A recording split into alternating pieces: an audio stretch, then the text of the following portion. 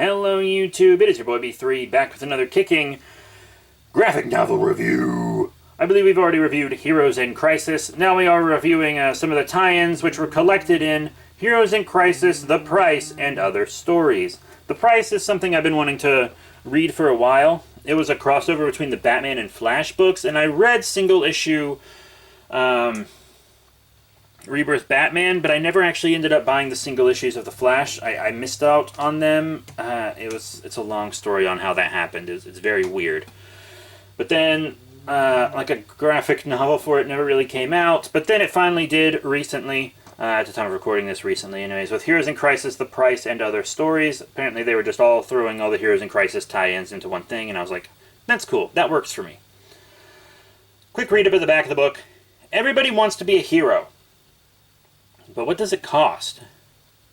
Spinning out of the shocking events of Heroes in Crisis, writer Joshua Williamson, The Flash, and artist William March from Gotham City Sirens, and Rafa Sandoval from Catwoman, team up the two greatest detectives in the DC Universe for an epic crossover event.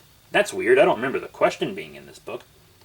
After the tragic deaths at the superhero recovery facility Sanctuary, both Batman and the Flash have faced incredible losses. Friends and loved ones who have suffered the consequences because they, too, put masks on and wanted to be heroes. But now someone wants these superheroes to think about the true price of what they do. The ultra-powerful but unstable metahuman known as Gotham Girl has attacked the Flash Museum in Central City, pulling Batman and Flash into a mystery and a race against time. What does she want? Can these two damaged heroes stop her before she kills someone or destroys herself? Or will yet another hero pay the ultimate price? Plus, Batman and Flash aren't the only heroes hit hard by the events at Sanctuary. Green Arrow and Black Canary must fight back their own grief as they face down a new threat. But will Ollie's mourning lead him down a dangerous path? Collects Batman 64 through 65, The Flash 64 through 65, The Flash Annual number 2, and Green Arrow 45 and 48 through 50. Dope. So let's talk about the individual stories and then the whole thing. The art throughout is pretty good. Just FYI, there's different artists for different things in here. That they all work pretty well. And I like the cover arts a lot, actually. I really, really do. So it kind of begins with Impulse coming back like he did at the end of the last book we reviewed. And he's looking for everyone, and he's like, where is everybody? Where are all these other speedsters? He doesn't know anything about the timeline shifts or anything since he's still running on pre-New 52 time, you know?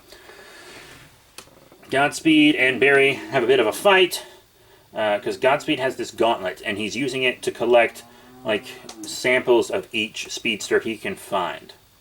All right?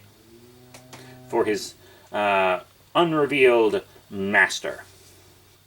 The speedsters run a bunch of tests. They're like, hey, there's nothing seems to be wrong with us. We're not even sure he did anything.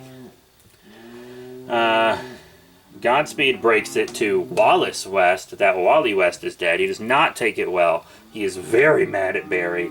Barry tells Iris, and ooh, it's a tough scene to read. Impulse goes off to start up the Young Justice team. Oh, excuse me. Pretty wild stuff. Batman's like very racked with guilt over Sanctuary. It was him, Superman, and Wonder Woman that put it together. And he is the most guilt-racked of all of them. He goes to the Flash Museum, helps save people from an attack. Turns out Gotham Girl is behind this attack. She's kind of crazy because of, one, Psycho Pirate's mask affecting her, and two, lots of trauma having to deal with her brother and Batman seemingly abandoning her. Batman kind of, quote-unquote, benched her and stuff, you know. She has a benefactor, a secret benefactor. I believe in the... This is a spoiler. I believe in the Tom King run of... It's all spoilers in this whole thing. But I believe in the Tom King run Batman, it was revealed that Bane was her benefactor. He was behind the entire Tom King 2016 Batman run. So, but Barry and Batman go to, like, this lab that Gotham Girl is in, and she's, like, got a bunch of hero worship stuff, and they're just... Ooh, they're grieving so hard.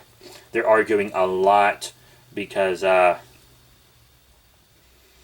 Flash blames Batman. Even I don't think Batman's the one to blame. I mean, it was spoiler alert for Heroes in Crisis. It was Flash's protege that killed everyone. It's tough. There's a lot of tough stuff going on here. Gotham Girl's like having delusions, and they have to fight her, but she's like Superman levels of strength, but her powers kill her, and there's like this serum that she can inject, and she injects it into herself, and it starts killing her, and they have to like resuscitate her, which is really hard because her powers make her like invulnerable. But they do help her. They do get her some help. I believe by the end of the Tom King Batman run, she's better. Like, as good as you can be after all this stuff anyways. And it's got quite a wild ending to the Price story. Quite a wild ending. The Green Arrow stories start out with Roy Harper, a.k.a. Arsenal. I think he was going by Arsenal at the time. His funeral, Green Arrow's blaming all the other superheroes, even though it's not their fault. He's like blaming Batman, Superman, and Wonder Woman. It's not their fault. It's just not. Someone broke down and people died. So it's him doing a lot of mourning for Roy. And some other crazy stuff happens. Count Vertigo's powers get like a huge boost, and he escapes. And he's looking for Roy Harper, and then Green Arrow eventually has to tell him that Roy is dead. And Count Vertigo kind of stops warping things, and he's like, "What? Roy's dead?" And Count Vertigo's grieving Roy too. And there's all this stuff about did he and Green Arrow kind of both manipulated Roy, and neither of them could have been what Roy needed, and all this other stuff.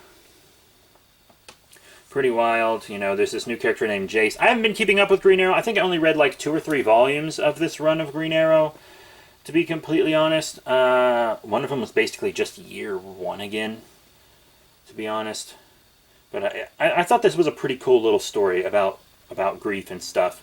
I really enjoyed it.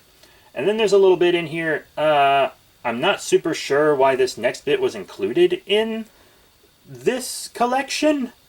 It's about...